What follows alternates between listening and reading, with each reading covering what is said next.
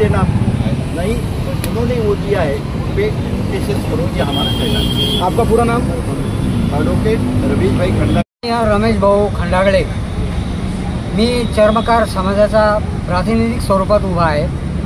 आम्हाला शासनानं 2022-23 पासूनचे टपऱ्या मंजूर केलेल्या आहेत, छत्र्या वाटलेल्या आहेत, परंतु आता जी यादी दिलेली ती पूर्णपणे पेंडिंग पडलेली आहे। आम्ही आमचे सन्माननीय पालकमंत्री संजय शिरसाट यांना सुद्धा अनेक वेळा निवेदनं दिलेली आहेत, परंतु याचाही पुढं काही सरकार करतंय काय?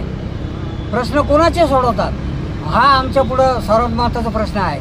आणि आणखीन एक सर्वात शेवटचा मुद्दा, इथे 13 ते 14 संघटनांचे पदाधिकारी आहेत। हे म्हणजे आम्ही सगळे मिळून आता सगळे जागृत झालेलो आहोत, तेव्हा सरकारनं जागृत व्हावं आणि ह्या सगळ्या गोष्टीचा निपटारा करावा। आता आम्ही निवेदन देणार नाही, आता फक्त ॲक्शन होणार आहे। याची सर्वांनी गंभीरपणे दखल घ्यावी, नाही तर घरी जाण्याची तयारी करावी। जय हिंद, जय महाराष्ट्र।